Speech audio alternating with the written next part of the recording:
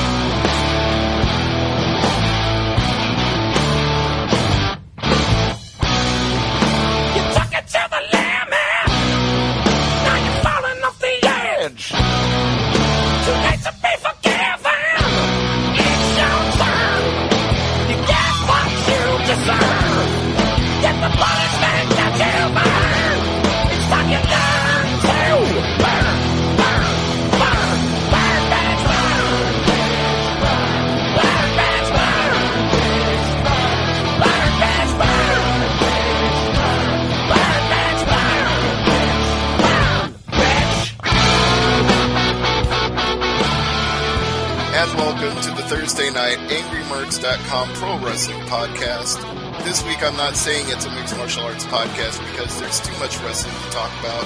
We've got New Japan, we've got Money in the Bank, and unfortunately we have the passing of an all-time wrestling great.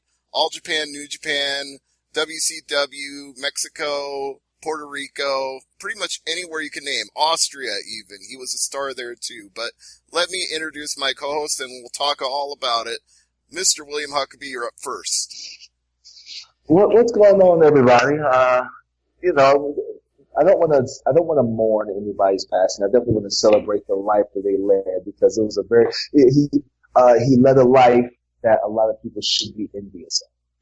That is true. He did live quite a life, and I don't think anybody might know that better than Jason, aka the Great Sudoku, because you probably saw every one of his New Japan matches. Some of the New Japan ones, but what really stands out to me about Vader in Japan were his matches in All Japan in 1999, trading the Triple Crown back and forth with Misawa. That was, in my mind, Vader's best feud, even eclipsing stuff he did with Sting in WCW. That was quintessential Vader right there. But to put it on a little lighter note, how about I wish a happy belated birthday to you, Mr. Stevie J? Oh, well, thank you. Yes, 44 years on this tiny little blue ball spinning through the Great Black Sea. I'm happy that I'm still here because there were years where that wasn't a certainty, but you know what? I'm still ticking. Unfortunately, Vader is not. Mr. Leon White is no longer with us, but as Will said, we can indeed celebrate his life because for every one of his 63 years, he lived to the fullest. And I've been listening to some of the stories that have been told about him this week by Jim Ross, by Dave Meltzer, by so many other people. And they pretty much all say the same thing. He was uncompromising. He'd do things the way he wanted to, which kind of led to him not having a great run in WWF. But then again, Shawn Michaels had a little something to do with that. But suffice it to say, he was in a world of people who are fake tough. Vader was a former football player who was legit tough, and he was not afraid to show you that in the ring. Oh, definitely. I want to say I was in Mick Foley's book where Mick Foley was talking about some people throw punches that look like shit and they don't hurt. Some people throw punches that look legit and you can't feel anything. And then there's some people like Vader who would throw a punch and it looks legit and it hurts. I don't know how many times I've heard stories, not only, listening to podcasts and watching shoot interviews and stuff, but being in locker rooms, especially like a WrestleCade, where his name would get brought up and they would say, and you would hear about guys legitimately seeing their name across from his for the card that night, and guys would just grab their bags and leave because they just didn't want to get beat up that night. Mm-hmm. And Vader could take it as well as give it because there is a very famous story, and it's not hard to find. It's on his Wikipedia. It's on every wrestling website of a match he had with Stan Hansen in Japan where he got his eyeball knocked out of his socket. In the middle of the match, he looked down, plucked the eyeball with his hand, and popped it back into his head. And if you really want to, you can find that match online, and it is every bit as sick as Stevie J described it. Mm-hmm. Just dangling by the whatever cord it is that connects the optic eyeball nerve. Optic nerve that connects it to the brain. It was just, sick. But that's the kind of tough guy Vader was, is not most mortal people would, could, or should do that, but Vader did all of the above. Yeah, he and Hansen were boys, and they were tight, and they toured Japan and New Japan and in All Japan together, and yeah, it just shows what kind of a working relationship they have. That Vader's like, yeah, this is my boy Stan Hansen. I'm just gonna pop this eye back in and finish the match. Mm-hmm. Yeah, Will can probably attest to this one, but they say that the people you work the stiffest with are the people you love the most because you trust the person across from you. Oh, definitely. And I've told fans that if you see two guys and it looks like they're beating the piss out of each other and it seems like they're taking liberties with each other, they're probably very close friends, if not the best of friends. I'm not going to let anybody that I don't trust or I don't personally like on a personal level do a bunch of reckless things to me or to my body and stuff. Only my really close friends get to do stuff like body slam me on like a floor where there's no padding or anything like that. Well, we're talking about being physically tough with each other, but one thing we're not mentioning that we probably should is how agile Vader was. For a guy that weighed over 400 pounds, he was as graceful as anybody his size has ever been in a wrestling ring, whether it was inside the ring or coming off the ropes or going to the outside. He could do it all. He could fly, and I'm not exaggerating when I say that. He wasn't afraid to go to the turnbuckles and leap when he needed to. No, and graceful doing it. It was not like maybe in his very, very graceful for a guy his size, yeah. Yeah, that's what I'm trying to say. Is like I'm not saying he's like Will Ospreay on the top rope, but he was doing what he could do for a guy his size, and it looked good.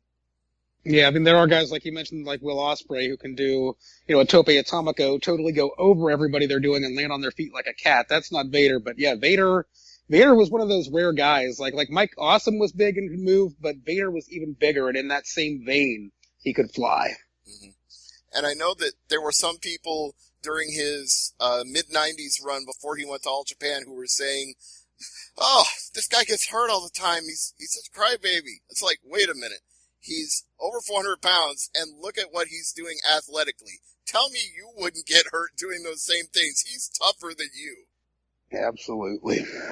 Well, before we get to the subject, I would like to say, to this day, I still feel like the entire Mastodon gimmick, that helmet, shoulder combo, whatever he was wearing, steam smoke coming out, is without a doubt the most badass entrance attire that you could probably ever wear. And I know it had to have been heavy, but that was the most badass thing. And I remember as a kid and stuff watching that, it's like, oh God, like this guy's gonna kill somebody. Like, as a kid, there was very few wrestlers that I was legitimately afraid of. Vader was definitely one of them. I wasn't the biggest Mick Foley fan, biggest Cactus Jack fan, when he first got to WCW and stuff. But I remember him and Vader would just beat the piss out of each other. I used to be so afraid that Vader was going to legitimately kill this guy, just based off of his entrance alone. Didn't the match where Foley lost his ear, wasn't that with Vader in Germany? Yes, it was. That's what I thought. Yeah. It sure was. Because I was a big Cactus Jack fan going back to World Class, and then he moved to NWA, WCW, and yeah, I just liked him because he just seemed to be shoot crazy and didn't mind sacrificing his own body to inflict pain on other people, and that was cool. Mm-hmm. We talked about him being a little bit reckless and not afraid to cause pain or take pain, but one people might not realize is that he was kind of reckless with his own health, because the man had a gargantuan appetite for life. He didn't get to be over 400 pounds by accident, and I've heard the many stories of him going out for Korean barbecue in Japan and both eating and drinking everybody with him under the table.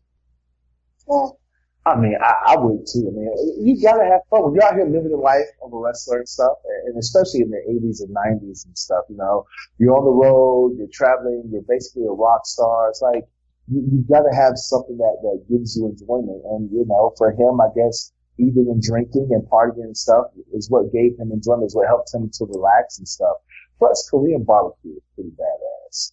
Not gonna lie. I haven't had it in years, but from what I remember, Korean barbecue is pretty badass. I think one thing that a lot of people don't remember is that, like in Mick Foley's book, he was saying that as rough and as tough as he was, like, he was a very sensitive, nice person away from the ring. Mm-hmm. Yeah, he was one of those guys that would turn on being Big Van Vader or Vader when it was time to go out there and look tough and be mean. But then he was, I mean, we kind of saw this in his Hall of Fame induction speech for Hanson. He could be a very shy, very sweet-natured guy. You know, it was like yin and yang, Jekyll and Hyde, whatever you want to call it. He had his in-the-ring personality, and then there was Leon White, the man. Exactly.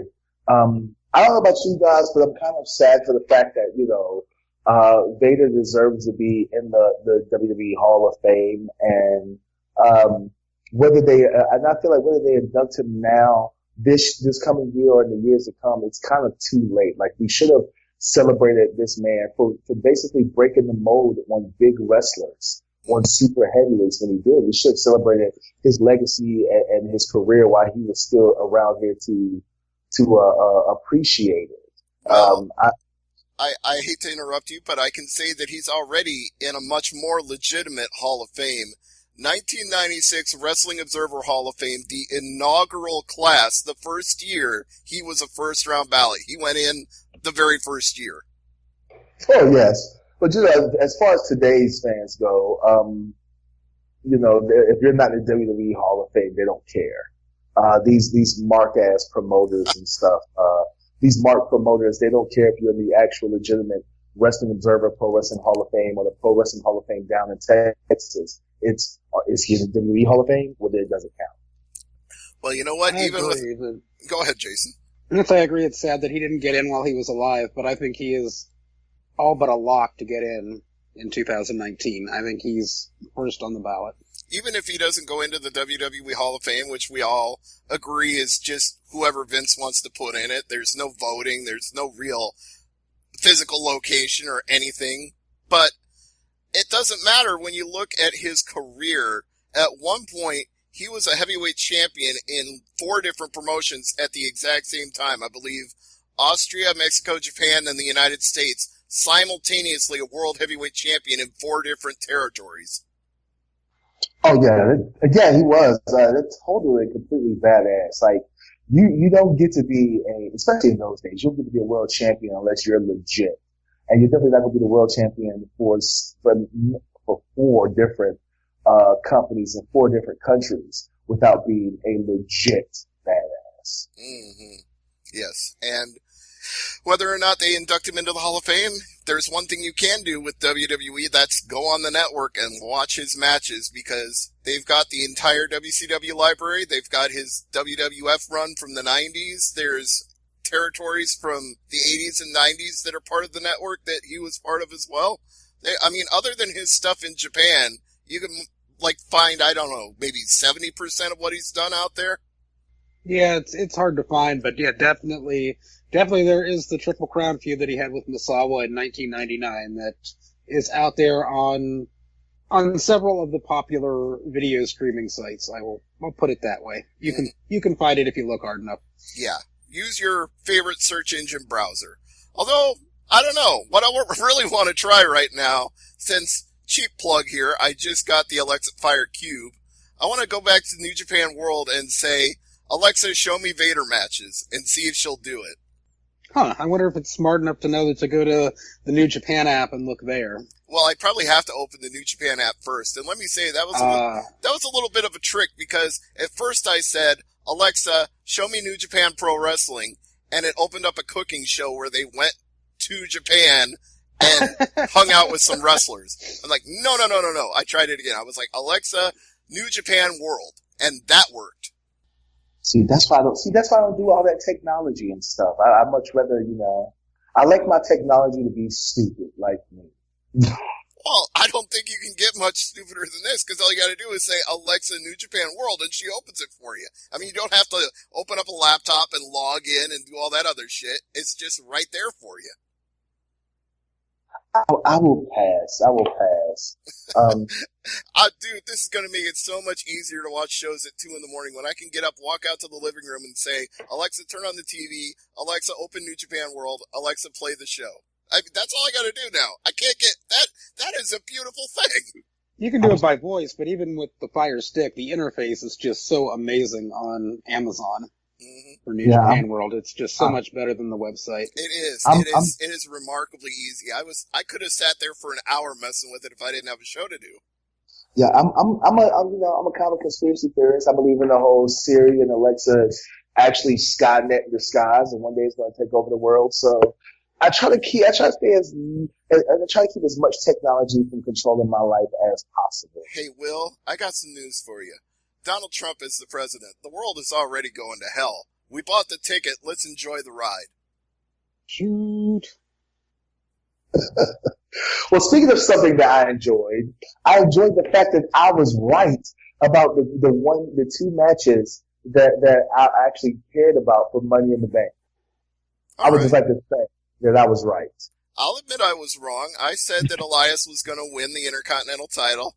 Now, I never thought Dolph Ziggler would win it the next night, because what the fuck is the point of that? But I was wrong about Elias winning. I will admit it. No, I wasn't even talking about that. I was talking about the fact that Alexa Bliss won the Money in the Bank contract. and then cashed it in immediately. And then cashed it in immediately. Like, bam. Look at that. Who is the man? Who is the woman, not the man? Well, I've seen that, like, since she first won the title, she's competed in every women's title match at every pay-per-view for her particular brand. That sounds about right. Of course, there was a point where Charlotte Flair was that exact same woman, so... Are we going to address the rumor, the Twitter rumor that went around about that? About her getting unfriended? Well, you just brought it up, so I guess we kind of are discussing it. Yeah, let's hear it. So apparently, who was it? Nia Jax and somebody else had unfriended Alexa Bliss on Twitter, and the rumor is it's because she slept her way to the top, and that's how she's getting her titles. I don't think I buy that. I don't believe that. I think if they got one look at her in NXT, which clearly they did, they looked at her and said, she's got personality, she's cute, she'll look great on TV, we're bringing her up. And that's all they needed to put the world title on her. That, and I feel like Nia and Alexa Bliss are best friends in real life, and I think that this is more of a work shoot. If they're supposed to be in such a heated feud, why would you be friends with somebody on Twitter? Right. They've got to kayfabe their real-life friendship a little bit on the internet to make, as Will said, the markiest of marks out there believe it. Yeah, the WWE has been known to work shoot, but yeah, a big shout out there to Kevin Owens for tweeting that he wanted to go see Shania Twain. That was awesome. and I don't think he's working anybody on that. I think he really does like Shania Twain that much. He is Canadian, and she's Canadian, and she performed at the halftime show of the Grey Cup last year in Ottawa in a blizzard on a sled being pulled by dogs and flanked by Mounties. It was the most Canadian thing I have ever seen. My thing is, was it Celine Dion? Was it Celine Dion or was it Shania Twain? It was Celine, right? Wasn't it? Well, Celine's Canadian too, but no, I'm pretty sure he's right. It was Shania. Shania. Well, I'm saying, if it was Shania, what gentleman who was born in the 80s and was a teenager in the 90s didn't have a crush on Shania Twain? I didn't even listen to country music back in the 90s. I was all about DMX and Naughty by Nature and the Wu-Tang Clan, but I definitely stopped and paid attention whenever a Shania Twain video came on TV. Like, she might have been my first introduction to country music. When you said singers that paid attention to as a kid, it's like, okay, no, not Shania Twain, not for me. Miss Janet, that was if I'm going to pay attention to somebody, it was, Miss Janet if you're nasty. That was my woman. Speaking of nasty, or, people being nasty, congratulations to Mr. No Chin Music, James Ellsworth, making his return back to WWE. That was the worst kept secret in professional wrestling. Everybody, the moment he canceled his booking for China. I feel sorry for those fans in China who wanted to see him, but if you wanted to see James Ellsworth, you've got problems to begin with. Oh, come on, no, I thought it was funny. I thought seeing him come out wearing Asuka's robe and the face mask, I was laughing my ass off. I was like, God damn it, that's James Ellsworth. I started howling. Come on, Jason. Like, James Ellsworth is money. He's more money than Mella. He's more money than Cass, obviously. Bada boom, shoot. most unemployed guy in the room. Yeah. Well, I guess we should talk about that too. So. He got some major heat for fucking up the bus on the European tour, it seems. He got trapped in the bathroom and couldn't get out and ripped the door off the hinges. And kicked the door off the hinges, yeah. Right. And then everybody had to pee with no door, and they were not happy about that. Plus, he took some liberties with a little person who was impersonating Daniel Bryan for a segment. They told him after he asked Vince, and Vince said no, yeah. just stick to the script. Yeah, Vince told him not to do it, and he said screw it and did it anyway. And we're also hearing that he kind of had an attitude problem, and it only got worse when he had been drinking. So a lot of different irons in that fire for them to release him this week, and not even to wish him well in his future endeavors. It said, we've come to terms on the release of blah, blah, blah, aka Big Cass, and no well wishes. They cut him. Well, I haven't heard future endeavors in a while, though. It's like they've gotten away from using that. Well, at least sometimes they'll wish you well, but they didn't wish him anything. I think the worst part of that whole thing to show how much heat he actually had is the fact that, like, Vince came to a SmackDown show and, like, fired him before the SmackDown show. Like, all right, we're having a meeting. Everybody come on in the meeting. And then the meeting starts like, first of all, Cass, you're fired. It's like, wow. Yeah. That is pretty cold-blooded for Vince McMahon to show up. You come to the taping thinking you're going to work that night, and he's like, you're fired, get the hell out. That's cold. Definitely. Like, usually, like, does Vince usually fire people? Like, usually, you know, it's kind of does Vince even usually show up for SmackDown? He showed up for the B show. I've heard he still usually shows up for SmackDown. I don't know if that'll happen when it moves to Friday nights, but when it's Monday and Tuesday, I'm sure he still makes it most of the time. Sorry, I'm still here.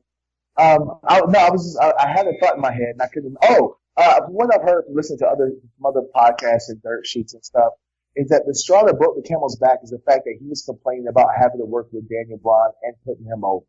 Like, from what I heard, like, that was the straw that broke the camel's back. Well, that was why they chopped him out to Daniel Bryan twice, because he was being a little bitch about it. Well, I mean, on the bright note, though, you know, he's been released. He's, 6'6", 6'8", 6'10", whatever. He found the independence. Some mark promoter is going to book him as well. And we might see, that some promoter is going to reunite Enzo and Cass. It's going to happen. Exactly. So, we get to see Enzo and Cass on the Indies unfiltered. How great is that going to be? I don't know if that's going to be so great, considering I'm very much sick of Enzo, and given that Cass has attitude problems as well, I'm not sure I'm thrilled with him either. Well, the good thing about being on the Indies is it doesn't matter how big or tall you are. If you come to an indie locker room with an attitude, somebody's sure to, punch your ticket and knock you out if you're being that big of a douche. Mm-hmm. Yeah, you'll find some Haku/Meng type guy in the locker room who ain't gonna take your shit. Exactly. So if he does have an attitude on the Indies and stuff, it's not going to last long, but he won't get that many bookings. This is where I'm really looking at Impact, and I'm saying I will have a lot more respect for Impact if they don't hire Big Cass than if they do.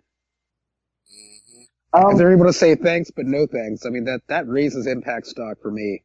Well, what's really funny? That Impact has done a good job of not hiring former WWE talent that's been released. Like, when was the last time they've hired a former WWE talent? It's been a while since they've hired a former WWE talent. Yeah, lately they've been concentrating on guys they can pick up from the independent wrestling scene and not the WWE cast-offs. So, you're right. That might be a reason why they're doing so much better. Are we going to see Enzo and Cass reunite on the indie scene? I'm pretty sure. Yeah, you will. Somebody, I guarantee. I have a couple of promoters in mind that I think would book that. Will knows a few personally. I know a few personally that would book that just so they can brag about it. If they will now, before we get off this whole Enzo and Cass thing, I would like to make a comment about. Did you guys see the interview that Simon Gotch did where he mentioned Enzo? Yeah, the one where he said that he was very difficult to deal with. Well, basically, he called Enzo a piece of shit. I was trying to be nice, but yes. Can I just say that Simon Gotch Now going by the name Simon Grimm. Simon Grimm. Okay, what's it? Simon Grimm. That was very tactless, very non-tactful. We use that word. It was very bitter. It was classless. And I think that he is just as bad, if not worse, as Enzo. I think that he is using because everybody already knows that him and Enzo don't get along. There's, rumors that one of the reasons he got released from WWE is because he was partly to blame for Enzo getting hurt, especially when they were white hot in that tag match. The fact that he's jumped on this let's bash Enzo train, in such a volatile, vehement way, just leaves a sour taste in my mouth. Does that make sense? I think I get where you're coming from, but I also don't have sympathy for Enzo. It's like if somebody jumps on the bandwagon of talking shit about Donald Trump. Yeah, okay, they're jumping on the bandwagon, but also I don't like Donald Trump, so why do I care? Well, it's more of the fact that it's like, you're talking about, he mentioned, well, if he did rape her, now he's a monster and he's talking shit about a chick they raped. And if he didn't rape her, well, now he's talking shit about people who has mental issues. And it's like, you have no fight in this. You have no horse in this race. Why keep bringing it up? Like everybody else, the entire rest of the wrestling world is trying to forget that Enzo exists, and the fact, and even more so that he even has a rap career, or like he's trying to be a rapper. You know what I'm saying? Like everybody else is trying to forget the fact that he's trying to be a rapper and he's charging $6,000-$7,000 an appearance. Why keep bringing this shit up? In my opinion, I think that that's very tactless. I think it's tasteless. And I think it makes it just as bad. I think it's more the fact, like you said, he can't let it go. That would be his real crime. It's like, okay, if you two have had a long-standing beef with each other and you both got released from WWE, then just go your separate ways, because neither one of you are working there anymore. You don't even have to see each other anymore. Just do your thing. He'll do his thing. Exactly. I just was turned off by the entire situation. I was like, man, like that was unnecessary. You didn't even have to say all that. They ask you about Enzo, be like, I don't like him. He's a piece of shit. Bam, move on. Well, that's the only thing where I'm like, okay, maybe he can't let it go, but practically anybody who ever dealt with Enzo ever has said he's a piece of shit. So that's not really a mark against him in my book. Not letting go of it, maybe, but calling him a piece of shit, no, he is. All right. Now to on the things that we like to talk about. Yeah. Well, speaking of pieces of shit, the Money in the Bank show. That was a turd. Oh, we just said things we want to talk about. Well, things we don't want to talk about. I know, but let's just, for the record, get it out of the way. We've already talked about Alexa Bliss winning the women's ladder match and cashing in during the Ronda Rousey-Nia Jax match, so I want to address that really quick. Everybody said this match was going to be terrible because it was only Ronda's second match ever in the company, and Nia Jax has been fucking up a lot of things lately and not looking very good. I thought, for what it was, for technically being her second match, but let's be real, she's been pro wrestling with the Four Horsewomen for years. They've been practicing moves on each other long before she got into WWE. I thought Ronda looked fine. I wasn't necessarily thrilled with seeing her sell for 7 out of the 10 minutes of the match, but she was doing a good job of selling, and when it came time for her to fire up and make the comeback, I thought it was an awesome comeback. I loved seeing her give Nia the big judo throw, picking up that 200-pound whatever she weighs woman and just judo throw her to the side was awesome. And the finish, you could see it was just coming together perfectly with her breaking the grip to get the armbar, and then to get major massive heat, Alexa Bliss came out, hit her with the contract, hit everybody with the contract, and then cashed it in. So I feel like it was the best possible circumstance because you can't have Ronda lose in her second ever match in WWE. So she wins by disqualification. Alexa gets all the heat because she screwed both of them. And the match itself was fine. It wasn't like 5 fucking stars, but it didn't suck. I would say overall about this pay-per-view, it wasn't the worst pay-per-view of the year. Surprisingly, Jason, this is probably the best pay-per-view they've had so far this year. And sadly, it comes right after the best pay-per-view New Japan has had of the year. Yes. Hard to compare. Dominion. What's sad is that it had to follow the best NXT takeover so far this year. Oh, yeah. That's Velveteen the problem. Dream and Ricochet. But we're not going to go into that. But we're not going to talk about the NXT takeover. Like, it was just amazing. But overall, the pay-per-view wasn't bad. They finally done something right. They finally gave Braun Strowman the Money in the Bank contract. I wasn't completely mad at the Nakamura AJ Styles finish. Actually, I think that might actually be the best of the matches they've had. Yes. Overall, this was not a bad pay-per-view. It was a very good. It was a solid C plus. If I can make a comment on the pay-per-view here, just one sentence kind of sums it up. I've said it before, but from IWGP Heavyweight Tag Team Champions to pre-show jobbers. Congratulations, Luke Gallows and Carl Anderson. Yeah, that was going to be my first gripe. But positives that I will take away from this, since we were mentioning the things that we did like. Daniel Bryan submitting Big Cass. I was all in favor of that. Bobby Lashley had a quick and dominant match with Sami Zayn, which was not only fun to watch because I like a one-sided squash every now and then, it served a legitimate purpose because Sami Zayn has 2 torn rotator cuffs, and he's going to be out a year, so they needed him to lose a quick squash match so he could go get his surgery and get healed up. So all the best to Sami Zayn as he recovers from that. And I mentioned the women's Money in the Bank ladder match. That was okay, and the Ronda Rousey-Nia Jax match, that was okay. The AJ Shinsuke match was pretty good.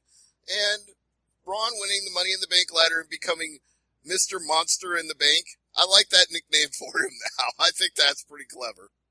Yeah, like I said, like it wasn't the drizzling shits pay-per-view that we've grown accustomed to from WWE this year. It was boring at times. I mean, I had to take several breaks because 4+ hours is a long fucking time. Well, yes, 4+ hours is long for anything. And even like when New Japan does it for Wrestle Kingdom, there's a moment during Wrestle Kingdom where you're like, Jesus, okay, let's move this along, guys. But every WWE pay-per-view is turned into 3-4 hours long. But what I'm saying is, in the general consensus of this year, since WrestleMania, this has been the best one so far, and that's not saying a lot. Like, out of a report card full of Fs and F minuses, this is a solid C plus. I got something that's gonna pop Jason here. All right. Do you remember when the Angry Video Game Nerd did his review of Big Rigs? Big motherfucking rigs. Yeah, do you remember when he had the shitometer? Yeah. Okay, so if we're ranking WWE pay-per-views from, like, small little pellets of feces like a hamster would drop to giant steaming piles of vomitous diarrhea, this one is, like, halfway in between. It's like, it's not the biggest, smelliest turd on the shitometer. It's not Backlash. Yeah, it's not Backlash. It's not run away screaming in terror from the smells that emanate from the bathroom. So, that's an improvement. But is it Dominion? No, not even close. And it had to follow Dominion, which is just so ironic. The best WWE show had to follow the best New Japan show. Well, let's just be real here. It had to follow TakeOver, and it wasn't even going to follow that. That too, yeah. Well, it never does. When is the last time that a main roster show has outperformed an NXT TakeOver? No. The first one? Maybe the first one. The first TakeOver, maybe. Maybe, but that would be a stretch. Maybe. And it kills me. It's like, who's writing for TakeOver? And now they write for the main show. Vince McMahon, that's why. Well, it's Triple H doing the stuff down in NXT and Vince McMahon doing the stuff on main WWE. So there's your difference. Well, let's talk about New Japan because I have like one or two. I know you're red hot to talk about New Japan, but I can't just skip over TakeOver completely like that. Got to talk about it a little bit. Okay, hands down. Let's see. Velveteen versus Ricochet was amazing. I was very worried for the females that had to follow that match, but they did amazing. Actually, the street fight. Honestly, the Shayna Baszler Nikki Cross match, it was fine, but out of everything on this card, it was the least exciting match of all of them. You know what's funny is that out of all the female champions that have been for NXT, for some reason, I like Shayna Baszler the most. Well, she's got that legitimacy. She's got that real mixed martial artist badass about her. That might be it. But I really enjoyed that match. I thought that they had a really, really good match. The street fight, Gargano and Ciampa, Jesus Christ, that's a street fight. Okay. Can I? This is like the sickest thing I've ever seen outside of New Japan Will Ospreay matches. When Gargano got up on top of those boxes and picked up Tommaso. I mean, I'm stuttering trying to say this because it was the sickest. He didn't just go off the boxes through the tables. He how do I even describe it? It's like a car collision, but going vertically instead of horizontally. It's just, I saw them go through the tables, smack into the floor, body parts bounce when they hit the floor, and this was all set up because of the fact that Ciampa took off Gargano's ring, spit on it, and threw it into the crowd. And he was so enraged that he sacrificed his own body to jump off the top of those boxes and slam him through those two tables. Jason, have you seen that match, Jason? No, I saw the Velveteen Dream Ricochet match, but I didn't see this one. You have to watch this. This street fight was it was emotion. It had me emotionally invested. The spot that Stevie J is talking about where Ciampa took off Gargano's ring because Gargano's wife was in the crowd. She was in the audience and actually got involved in the match as well. But when he took his ring off and spit on it and threw it in the crowd, I was like, oh shit, shit's really hit the fan now. I know in real life these two guys like each other, but Jesus, for a second, I'm thinking they really, really hate each other. That's what, to me, when you say these two guys have a feud, they have a blood feud, they hate each other, this is what that match symbolizes. When somebody says, oh, this is a feud and these guys can't stand each other, this is the kind of match they should have. Right. And then, just like you're saying about the emotions, you could see the emotions getting the better of Gargano when they were trying to stretcher Ciampa out, and he looked down at his hand and saw that the ring was missing again, and then he flipped out, ripped him off of the stretcher, started beating his ass unmercifully, threw him in the ring, handcuffed his hands behind his back, started repeatedly kicking him in the head. Referees are trying to drag him away as he's beating up a helpless Ciampa. And this is the part I don't understand. It's a street fight. Anything's legal. Just let him do it. And yet, when he tries to get back in the ring to give him some more, that was the one moment Ciampa finally caught him, gave him a DDT onto the exposed plywood where they had pulled up the ring apron, and then pinned him. So suddenly the ref can count a pin, but a minute ago the refs were trying to drag him away. Yeah. Something else, not to harp too much on that match, it was a really great match. The beginning of the show, the tag team match between the Undisputed Era and Tony Lorcan and Danny Burch. That was fucking awesome. I've known Danny Burch, aka Martin Stone, was probably one of the greatest wrestlers I've ever seen live, one of the greatest wrestlers I've ever had the pleasure of sharing a locker room with. But though him and what's his name, Lorcan? Yes. They took it to a whole nother level with that match. Jesus, I've never seen Danny Burch live that good. The entire, Jason, if you haven't watched the entire show, I had a chance to watch the entire show today. The entire show from beginning to end, there's no really bad, even the bad match, even the worst match on the NXT TakeOver card was probably just as good as the best thing on the main roster card. That is exactly the way I would put it. That's how it is. I'll have to go and watch that. The most recent thing that I watched was the Super Strong Machine retirement tag team match in New Japan.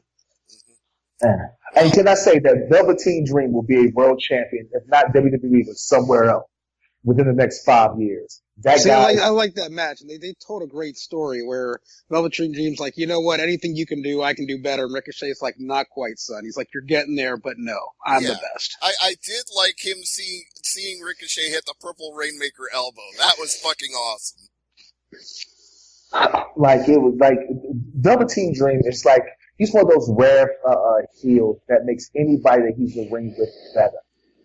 Like no matter how good you are, like working with Velveteen makes you that much better. Look at Aleister Black. Like he was already great, but after his feud with Velveteen Dream, he like was in the stratosphere after that feud. See, Called him the Joker to his Batman. This is almost a dangerous position for Velveteen Dream to be in, because as much as we're putting him over for how much he's improved since his days as Patrick Clark on Tough Enough, if he becomes the guy who makes everybody better by working with him, then he's never going to get to be the star. Everybody else is going to get the rub and not him. Yeah, but you know what the thing is? The good thing about that is he will always have a job, and that's what matters in this business. Yeah, because a lot of people don't realize, as a star, not everybody can be John Cena. Everybody's not going to be on top for 10 years straight. The average lifespan of a top guy is 3 to 4 years max. People don't realize that The Rock and Stone Cold were only on top for like 3 years each. Yeah. Well, here's a perfect example of what you're talking about. People think Kurt Hawkins is a joke because he's 0-204, but that's 204 matches. How many people are that gainfully employed?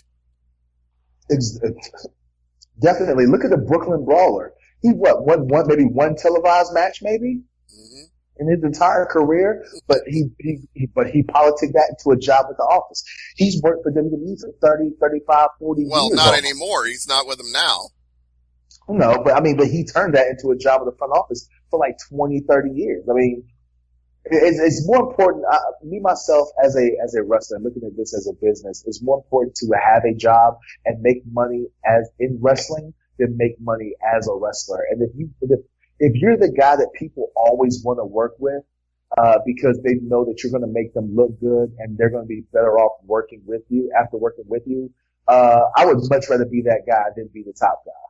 I guess it's the old, which one is better? If you can make superstar money for 3 years, or you can make good money for 10 years, which would you take? It's a hard question to answer, but I can understand the merits of being the guy that everybody wants to work with. But at the same time, sometimes that money you can make in 3 years could set you up for the rest of your life.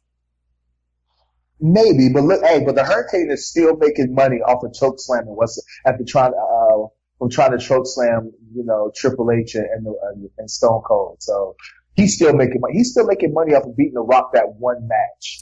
So hey, you know what? You're right about that, because I went to a house show that year and I bought a Hurricane foam finger just because I was that into the guy from beating The Rock.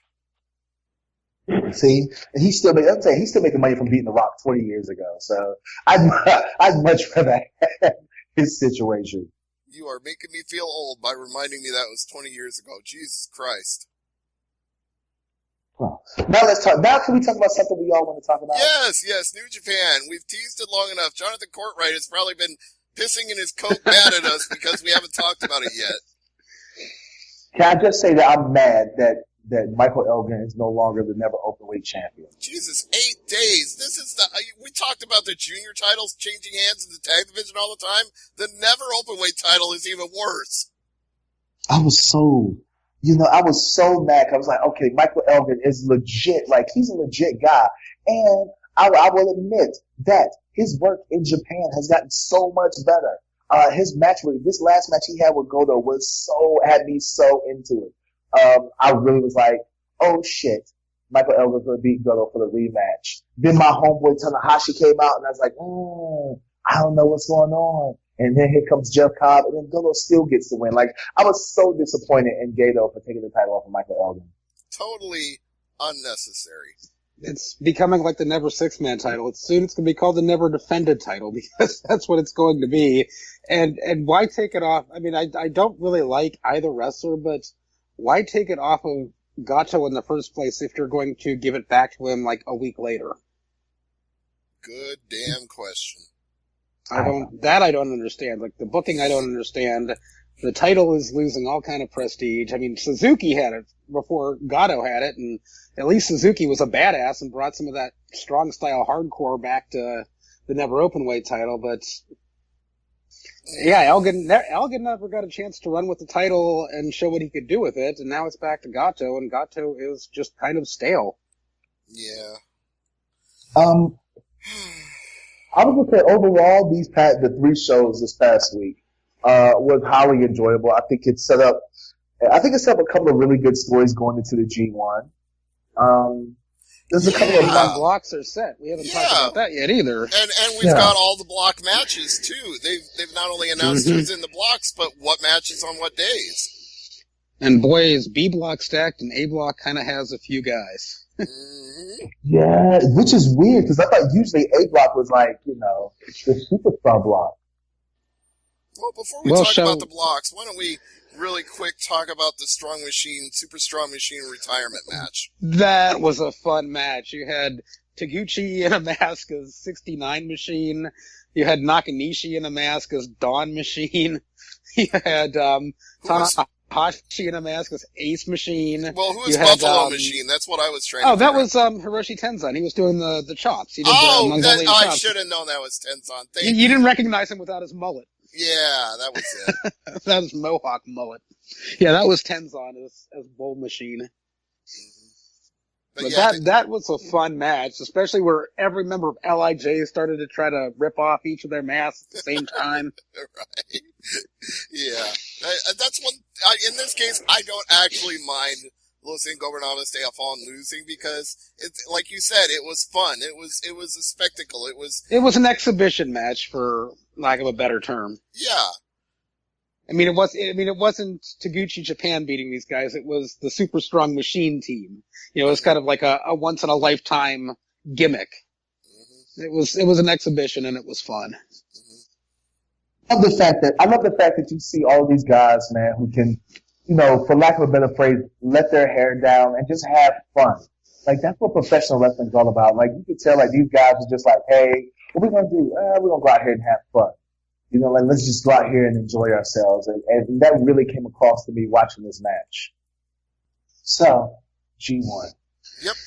All right. In the A block, we have Hiroshi Tanahashi, Togi Makabe, Michael Elgin, Kazuchika Okada, Jay White, Yoshihashi, Bad Luck Fale, Hangman Page, Evil, and Misu. And the B block, we have Juice Robinson, Hiroki Goto, Tomohiro Ishii, Toru Yano, Kenny Omega, Kota Ibushi, Tama Tonga, Tetsuya Naito, Sonata, and Zack Sabre Jr.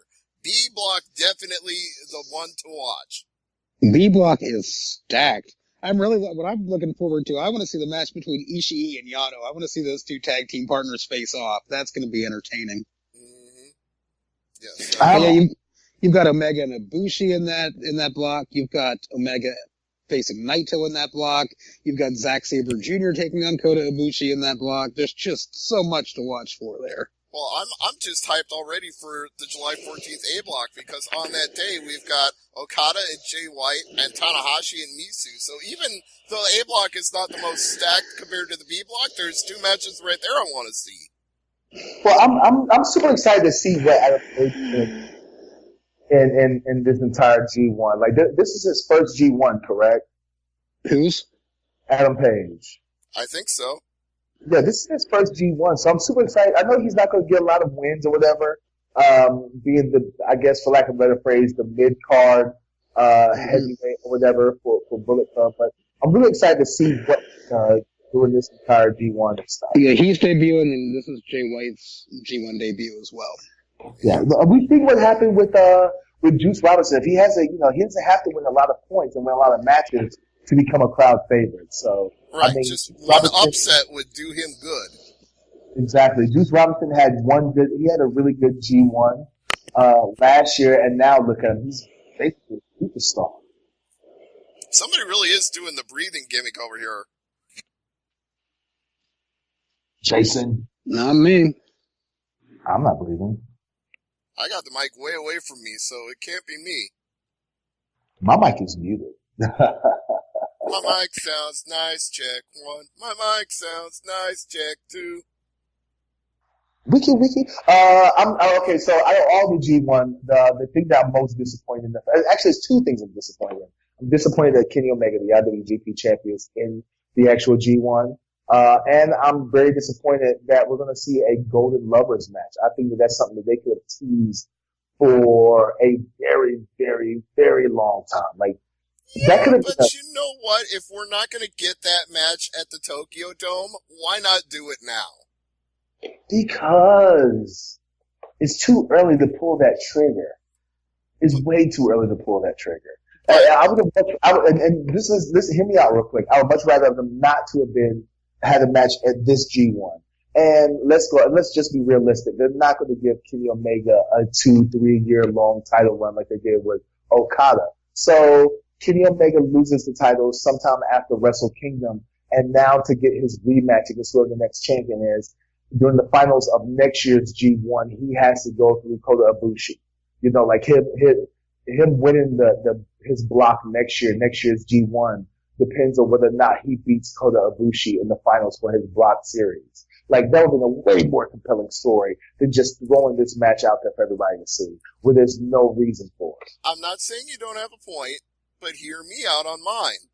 We know that the most likely scenarios when it comes to the Tokyo Dome are probably going to be Okada or Naito facing Omega. So if it's not going to be Ibushi, and they could do the storyline you're saying next year, but then again, what if they don't? And what if instead we have the Golden Lovers going out here, each trying to prove they're the better man, out of respect, out of friendship, but at the same time, that fierce competitive drive that they both have. Like, we love each other, but at the same time, we want to show who's really the best. I like that story in professional wrestling. That's a great story. That story never gets old. No, it doesn't. But I'm just saying, I just feel like it's too early to just give that match away. Well, really, we still got another month till we see it, so it's not too early. And do you think anybody other than Kazuchika Okada has a chance of winning Block A? That's my question, because with him just losing the title to not even win his block and not even advance to the finals to get a chance to wrestle in the Tokyo Dome, I don't think they're ready to pull the trigger on look how far Kazuchika Okada has fallen. I don't think they're ready to do that angle just yet. I think that they're already in the midst of that angle. Go ahead, Stevie. There's really only two people in A block I can look at and say these guys could win it, and it's Tanahashi and Okada. And quite frankly, Tanahashi doesn't need it. Okada does. Yeah, Tanahashi has already main evented the Tokyo Dome so many times. Not that Okada hasn't, but in the current situation, with just losing the belt, this is kind of Okada makes his comeback, or the start to it anyway. Right. I think that we're in the midst of seeing Okada's fall from grace and stuff. I don't think it's too early, for him not to. I think that once again, it's a more compelling story if Okada doesn't win his block in the G1 and he falls all the way down. It's like he's broken, he's beaten, it's like he's losing match after match, and now he has to now the Rainmaker takes on a whole different meaning. You know, like he really has to fight and claw his way back to the top. I enjoy that. I enjoy stories where the babyface or whatever has to really fight and scrap and show that he has what it takes to become a champion. After such a historical run that he's had. And maybe it's just me personally. I don't want to see Okada Omega next year in the Tokyo Dome. I'd much rather see Nisu versus Okada. I'd much rather see Naito or Tanahashi versus Okada in the Tokyo Dome. Shit, surprise everybody and put Juice Robinson in the main event. I don't care. I just don't want to see Okada versus Kenny Omega. I don't want to see them again in the Dome just yet. That'll be 3 years in a row. I just don't want to see it. Well, that's fine with me, because do Omega and Naito. I got no problem with that. Yeah, like I said, I think I don't know. I think Omega and Naito will be really, really good. I think Ishii versus Omega will be very good. They've always had great matches. Always. Oh, yeah. Last year they had a great series of 3 matches. Oh, yeah. Exactly. I mean, it's all speculation at this point, because first they got to win out the G1 without getting hurt, and then they got to win the G1 staying title. Healthy is paramount in the G1. It is a grueling physical tournament that takes its toll on the wrestlers who participate. Right. So get through it healthy, survive, win your block, then win the finals, then go on to main event the Tokyo Dome. It's a long process. By that last week, everybody's got athletic tape on at least one part of their body. Yes, kinesiology tape everywhere. Like I feel like New Japan should have stock in K-tape. Yeah, well, they Yano, should. anyway.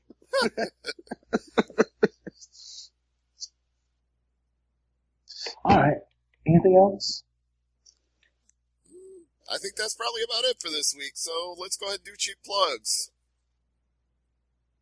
All right. Well, this is, the wrestler of the group. As usual, you can find me on social media, Will Huckabee on Facebook, W.A. Huckabee on Twitter, William_Huckabee on Instagram. Be sure to listen to me every week on this network with my co-host, Mika Villas, as we talk to a bunch of my friends and people that we know and love and stuff in the world of professional wrestling. Check out this week's episode. We had a really, really good episode, interviewing the Atlanta Wrestling Entertainment Georgia Wrestling Crown Champion, NXT, you see him on NXT and WWE star, Joseph Black.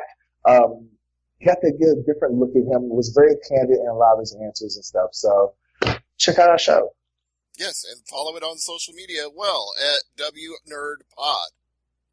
Oh, yeah. Oh, and this weekend, Saturday, I will be in Jersey, Gladsboro, New Jersey, defending my World Wrestling Grand Prix champion. And then I had to do the 14-hour drive to Atlanta, where I make my wrestling debut at Lucha Atlanta in Marietta, Georgia. Who's your opponent? I don't know yet. They haven't told me who my opponent is at Lucha. I don't know. You got a mystery opponent. You're going to be facing a strong machine. As long as it's not Roosh, I'm fine. Ooh. Like, you have no idea how big that guy's legs are until you're sitting next to him and you're like, holy shit, this is a really big lucha. Yeah, Roosh is huge for Lucha Libre. He wouldn't be huge in WWE, but he's huge there. If he's at the show, I'm going to see if I can become an honorary member of Los Ingobernables. Well, let me turn to Los Ingobernables de Jason instead of Japón. Yes, indeed. And Skynet is good, so get yourself a Fire Stick or a Fire Cube and check out the New Japan World app, because it is the best 999 yen you can spend a month. You can find them online at njpwworld.com to sign up and give them your 999 yen and get on board and watch the G1. All 18, 19 shows are going to be live, and there will be, for those of you who want it, there will be English commentary for all the shows too, so something, if that was holding you back, don't let it. You can find me on Twitter. I'm at Great Sudoku. Check out Canadian football at CFL.ca and on Reddit, CFL streams. I'm watching Ottawa and Saskatchewan play right now. And yeah, check out Star Trek Timelines in the Google Play Store or the Apple App Store. And for those of you who knew it was my birthday this week and already subscribed to youtube.com/MMF187, MMF for Mega Man Fan, thank you very much. And if you didn't know and you want to do me a solid for my birthday, go ahead and subscribe to that, because I do live video game streams, I do unboxings, I do random slice of life videos, and just today, and Jason will definitely get a kick out of this, I purchased the most infamous Famicom game of all time, and I bet he knows what it is. Takeshi's Challenge? You are correct, sir.